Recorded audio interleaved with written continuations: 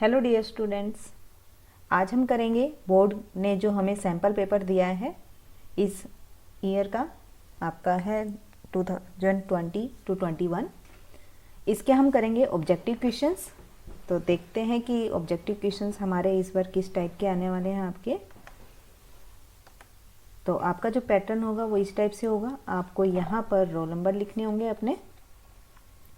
आपका जो पेपर होगा दोनों मीडियम में आने वाला है।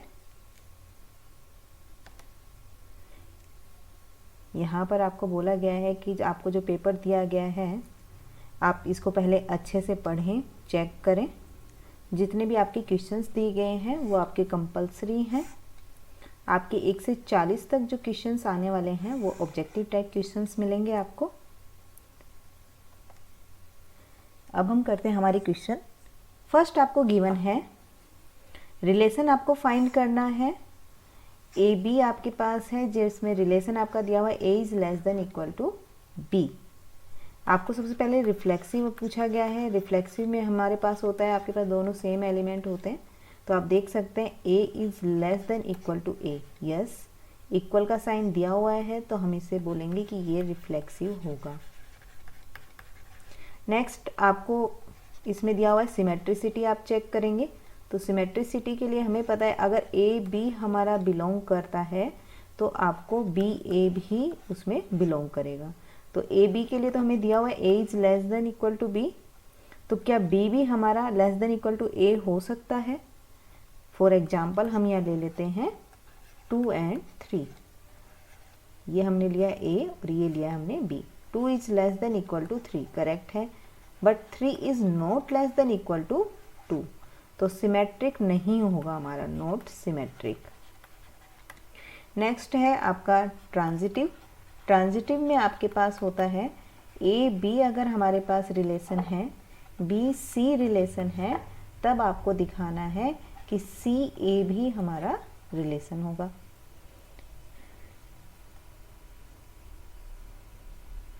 ए सी, यहाँ हम लिखेंगे ए सी। तो आप देख लेंगे a is less than equal to b, ये हमें लेके चलना है। बी सी भी हम रिलेशन लेके चलेंगे, b is less than equal to c. Then we have to prove that a is less than equal to सी। फर्स्ट और सेकंड से अगर हम देखें तो हम इसको लिख सकते हैं a is less than b, less than equal to b and less than equal to c। तो आप देखेंगे a इज़ also less than equal to c।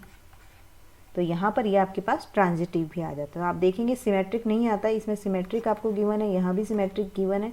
Reflexive और ट्रांजिटिव आता है, तो ये आपका इसका आंसर बनने वाला है। नेक्स्ट है आपके पास function R to R defined है। आपको ये ध्यान जरूर रखना है कि ये जो फंक्शन है वह कहाँ से कहाँ तक डिफाइंड है। एफ एक्स जो है आपको बोला गया है 3x। आप देखेंगे आर टू आर आपके पास डिफाइंड है, तो आपके पास नेगेटिव और पॉजिटिव सभी वैल्यूज़ के लिए आपको एक डिफरेंट इमेज यहाँ मिलने वाली है। तो इसलिए ये 1 1 तो आपका होगा, या फिर हम बोल सकते हैं f x equal to f y. इस तरीके से हम इसको प्रूव करते हैं। तो एफ एक्स है 3x और एफ वाई हो जाएगा 3y। So x equal to y, तो हमारा 1 1 आता है। इसके बाद हम देखते हैं कि हमारा ऑन टू है या नहीं है। तो हम क्या करते हैं y इक्वल टू 3x और y/3 इक्वल टू x।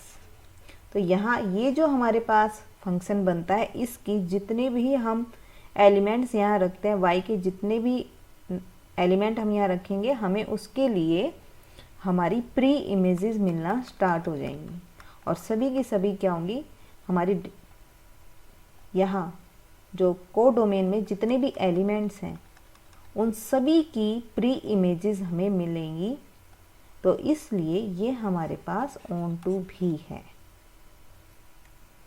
तो इसका आंसर आपके पास है ए। नेक्स्ट है आपके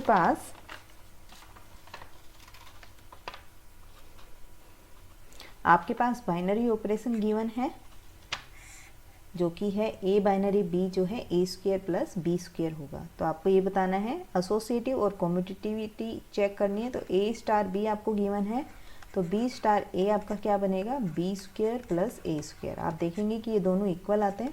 इट मीन्स कॉम्यूटेटिव हमारे पास है, क्योंकि a स्टार b जो है वो b स्टार a होना चाहिए।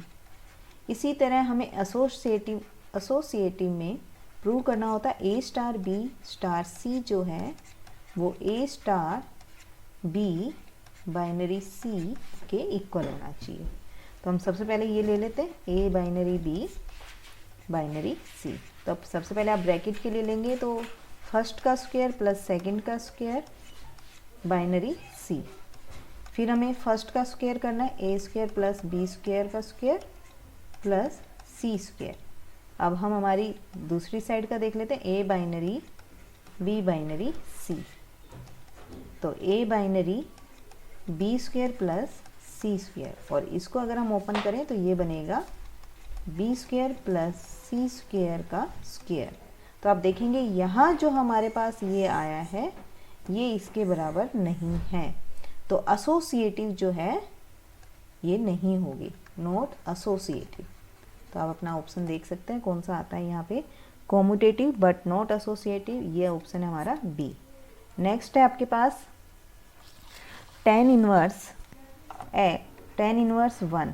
आपको पता है tan इनवर्स 1 जो है कब देता है हमें, tan π/4 पर। प्लस में आपको बताया गया था कोस इनवर्स में अगर नेगेटिव आपके पास हो तो आप लिखते हैं पाई माइनस कोस हाफ।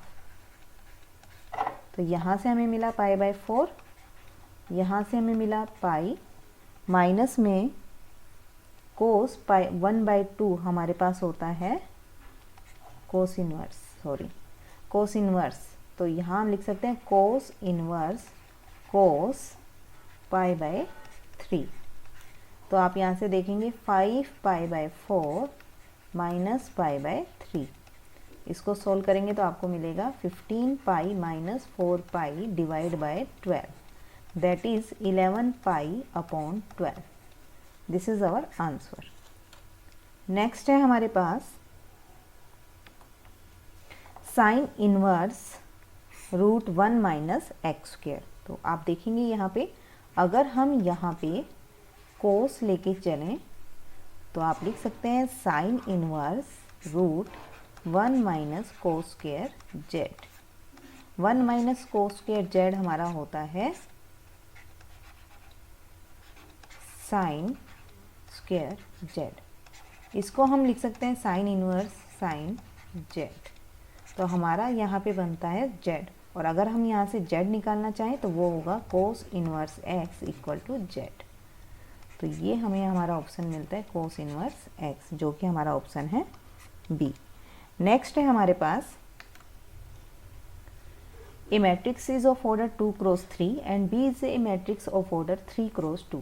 तो आपको पता है कि ए बी अगर हमें प्रोडक्ट निकालना है तो ए का जो हमारे पास ऑर्डर आ रहा है 2 3 और बी का जो आपका ऑर्डर है 3 2। फर्स्ट वाले का कॉलम और सेकंड वाले की रो अगर इक्वल है तो आपका जो रिजल्ट निकल के आएगा वो होगा 2 क्रॉस 2, यानी कि फर्स्ट का रो और सेकंड का कॉलम। तो आप देखेंगे ये आंसर है ए। नेक्स्ट है आपके पास ए बी इनवर्स, ए और बी 2 इन्वर्टिबल मैट्रिसेस हैं आपके पास। Which of the following is always true. Direct हमारे पास है ए बी इनवर्स जो है आपके पास होता है b inverse a inverse. Next आपके पास आपको इसका डिटर्मिनेंट की वैल्यू फाइंड करनी है और एक्स निकालना है। तो डिटर्मिनेंट हम जानते हैं क्रॉस मल्टीप्लाई है आपके पास, तो ये बनेगा आपका 2x² minus 48 equal to 24 minus minus plus 24। तो यहाँ से हमें मिलता है ये 2x² 48 plus 48 that is 96 and x² is 48।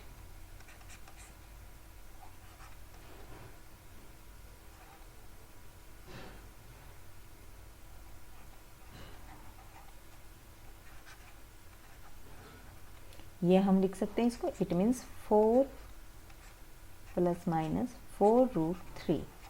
अब आप अगर इसमें देख सकते हैं ये आप में इसके कोई भी ऑप्शन नहीं है। अब ये कहते हैं नॉट पॉसिबल, नॉट पॉसिबल। आप यहाँ पर x की प्लेस पे ये वैल्यूज़ रख के देखिए। अगर हम x लेके चलें 4√3 तो क्या हमारे पास ये इस डिटर्मिनेंट के इक्वल आता है?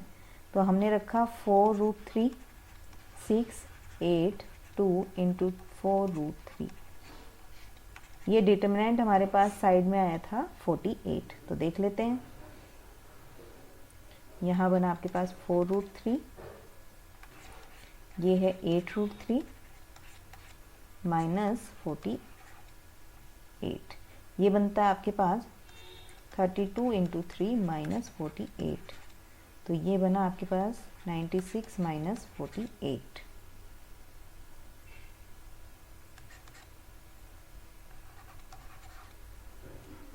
ये आपके पास आता है।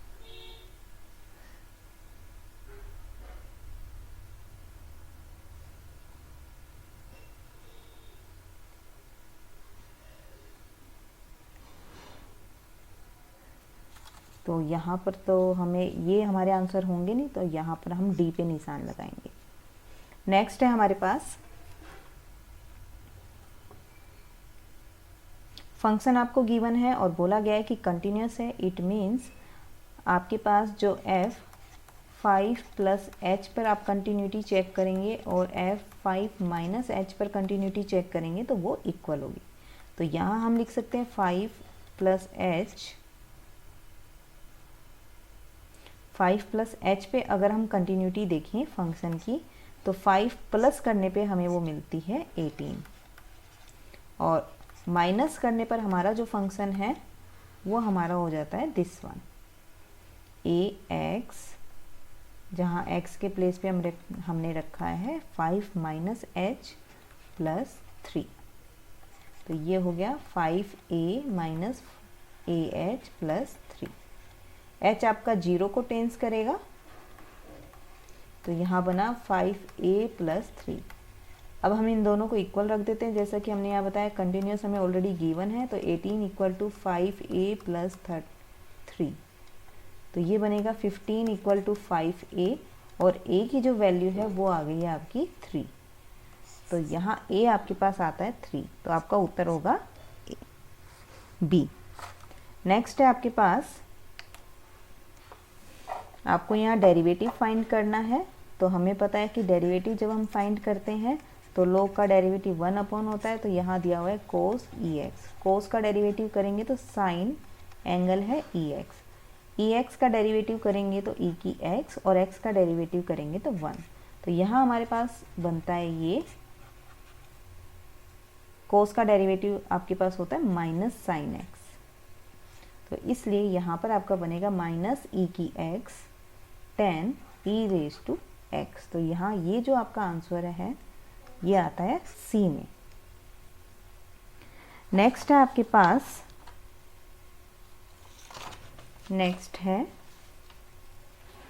जो आपका कर्व है, स्लोप ऑफ द टेंजेंट आपको फाइंड करना है। कर्व आपका ये गिवन है और इस पॉइंट पे आपको स्लोप निकालना है। तो सबसे पहले हम स्लोप के लिए देखते हैं, dy बाई dx निकालेंगे। तो यहाँ जब आप इसका डेरिवेटिव करेंगे तो ये बनने वाला है आपके पास 4/2 रूट 4x माइनस 3। यहाँ आप इसको कट करेंगे। अब आप x के प्लेस पे यहाँ रखेंगे 3, क्योंकि पॉइंट आपको x का 3 गिवन है। तो ये आपका बना dy by dx equal to 2/4 into 3 minus 3।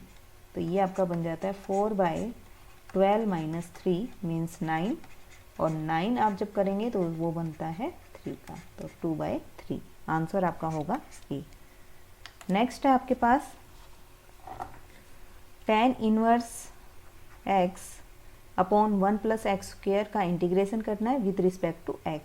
तो हमें पता है tan इनवर्स x को अगर हम z माने तो 1 upon 1 plus x square dx जो होता है वो dz बन जाता है।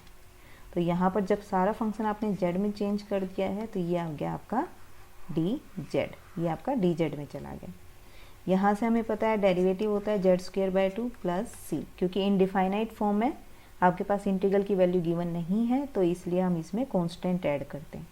अब हम यहाँ से अगर z निकालें तो हम z देख सकते हैं, हमने लिखा था tan इनवर्स x को, तो हमारा उत्तर यहाँ पे होगा दिस। तो आपका आंसर है सी।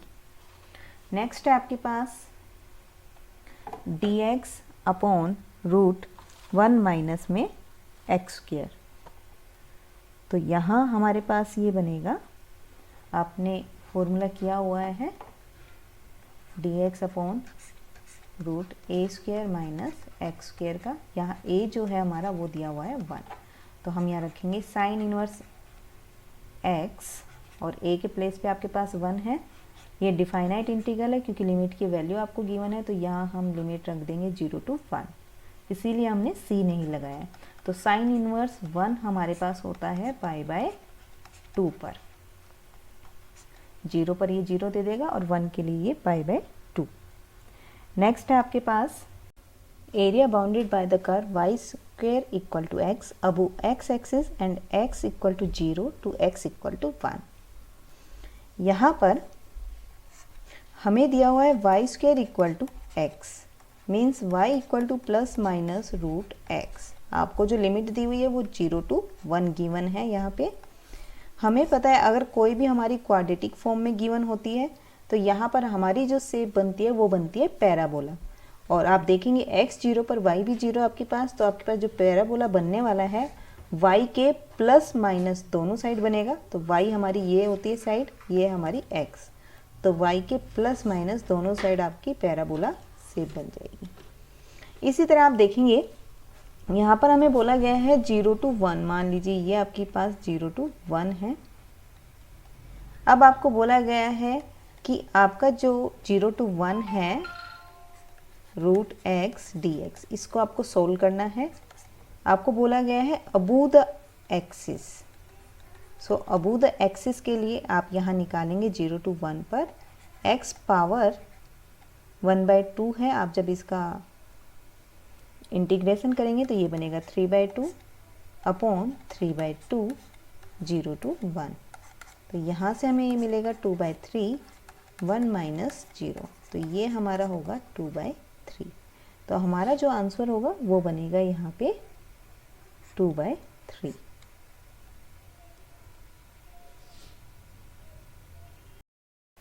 आपके पास डिफरेंशियल इक्वेशन है y equal to a sine x plus b. आपको a और b आर्बिट्रेरी एलिमेंट्स रिमूव करने हैं, तो सबसे पहले हम डेरिवेटिव करते हैं y डैश a साइन का आपका होगा x plus B cos x plus B. Again derivative, then cos का होता है माइनस साइन, एंगल सेम रहने वाला है आपके पास। अब ये जो हमारे पास है ये हमारा इक्वल था y की, तो हमने लिखा minus y double dash plus ये यहाँ पर इसमें a, यस, इसमें आपके पास था y double dash plus y equal to 0। तो आप देख सकते हैं ये जो ऑप्शन है आपका वो आता है हमारा सी में।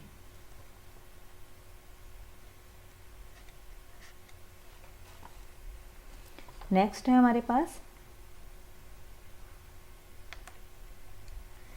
इनमें से कौन सा ट्रू नहीं है अगर P, E और F जो है इंडिपेंडेंट इवेंट है। इट मीन्स इंडिपेंडेंट में हमें पता है कि probability of E intersection F जो होता है वो PE इंटू PF होता है आपका। तो यहाँ से अगर हम देखें तो फर्स्ट तो हमारा ट्रू है, सेकंड वाले में अगर हम देखें कंडीशनल में E intersection F upon PF, तो यहाँ पर अगर हम इसको इंडिपेंडेंट हमें दिया हुआ है तो हम इसको ये लिख सकते हैं अपॉन में PF। आप देखेंगे यहाँ पर इसका रिजल्ट PE होना चाहिए, तो ये है, ये भी हमारा होगा। यहाँ देखेंगे सेम आपको E कंडीशनल F दिया है लेकिन यहाँ रिजल्ट में PF गिवन है, जबकि आ क्या रहा है आपके पास PE। तो ट्रू कौन सा नहीं है आपका, C वाला। नेक्स्ट है लैम्डा, आपको वैल्यू फाइंड करनी है जब आपके पास दो वेक्टर परपेंडिकुलर है। परपेंडिकुलर होते हैं तो हम लिखते हैं A vector dot B vector जो है वो 0 के इक्वल। तो हम दोनों का डॉट प्रोडक्ट निकाल लेते हैं यहाँ पे, I minus 3j minus 5k equal to 0। हमें पता है I डॉट I जो होता है वो 1 है, J डॉट J भी 1 होता है और K डॉट K भी 1 हमारे पास वेक्टर होता है। अगर हमारा डिफरेंट वेक्टर होंगे तो हमारे पास I डॉट J जो है हमारे पास वो होगा 0, J डॉट K जो है वो होगा 0 और K डॉट I अगर हम लें तो वो भी 0। तो यहाँ पर जब हम करेंगे इसको मल्टीप्लाई तो ये बनेगा 2 + 3 - 5 लैम्डा इज इक्वल टू 0। तो यहाँ से हमें मिलता है 5 lambda equal to -5 lambda equal to 1। Answer है आपका बी। नेक्स्ट है आपके पास एक्स एक्सिस पर आपके पास एंगल है 60 डिग्री, वाई एक्सिस पर आपके पास है 45 डिग्री। आपको बताना है कि जेड एक्सिस पर आपका एंगल क्या होगा। हमें पता है कि हमारा L² + M² + N² जो है वो होता है 1 के equal. cos² alpha plus cos² beta plus cos² gamma equal to 1। यहाँ आपको एंगल गिवन है 60 डिग्री, यहाँ गिवन है आपको 45 डिग्री और जेड एक्सिस पर आपको फाइंड करना है। 60 डिग्री पर आपके पास वैल्यू होती है 1/2, सो इट्स स्क्वायर। 45 पर होती है 1/√2 it's square plus cos² gamma equal to 1। It becomes cos² gamma equal to 1 - 1/4 - 1/2। यहाँ से आपके पास आ जाती है ये वैल्यू। इसको हम लिख सकते हैं 1 माइनस आपके पास है तो ये बनेगा आपका 1/4 सोल्व करने के बाद। तो कोस गामा जो है हमें मिलेगा 1/2 और 1/2 हमारे पास होता है 60 डिग्री पर। इट मीन्स हमारे पास जो एंगल गामा का मिलेगा वाई जेड एक्सिस पर जो एंगल मिलने वाला है वो होगा 60 डिग्री। नेक्स्ट है आपके पास fx और gx गिवन है और आपको f और g निकालना है। तो f और g के लिए हम लिखते हैं f gx। तो gx फंक्शन हमें क्या गिवन है sin x, तो इसको हम लिख सकते हैं f ऑफ sin x। तो x जहाँ भी हमें फंक्शन में गिवन है f, वहाँ पर हम क्या रख देंगे sin x। तो इसको हम रख सकते हैं sin x का whole square. It means sin² x। तो ये हमारा आंसर यहाँ पे बनने वाला है this one sin² x। Next है आपके पास cos 2 sin इनवर्स -1/2। यहाँ हमारे पास होगा 2 sin इनवर्स माइनस हम बाहर निकाल सकते हैं तो ये बनेगा sin 1/2 आपके पास वैल्यू होती है π/6 पर। तो cos -2 π/6 मीन्स π/3 एंड नेगेटिव है आपके पास तो cos के बाहर आपके पास पॉजिटिव होगा। π/3 पर आपके पास वैल्यू बन जाती है ये 1/2। हमारा आंसर होगा 1/2। नेक्स्ट है आपके पास cos tan इनवर्स x। आप इसको तो सॉल्व कर ही सकते हैं, आपको यहाँ ऑप्शन के थ्रू भी बता देते हैं कि आप कैसे कर सकते हैं। यहाँ पर अगर हम x के प्लेस पे देखिए नीचे आपके प्लस गिवन है, x के प्लेस पे अगर मैं tan z रखूँ यहाँ पे तो हम इसको सोल्व कर लेंगे सभी को। यहाँ हम इसको सोल्व करके देख लेते हैं 1/√1 + tan² z। तो ये क्या बनता है 1/sec² z और sec² z रूट में है तो बाहर आएगा आपका sec z। तो इसको हम लिख सकते हैं 1/sec z को cos z और z हमने कहाँ से लिया है, z कहाँ क्या आएगा हमारा tan इनवर्स x। तो यहाँ हम इस तरीके से ऑप्शन के थ्रू भी अपना आंसर देख सकते हैं।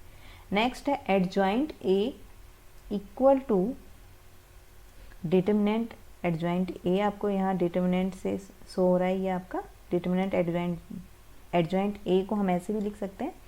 आपको बोला गया है जो स्क्वायर मैट्रिक्स है वो ऑर्डर 3 की है, डिटर्मिनेंट a आपको 5 गिवन है। आपने एक ही रिजल्ट अगर आपको ध्यान है तो ये रिजल्ट था, अगर नहीं है तो आप इसको नोट कर लेंगे।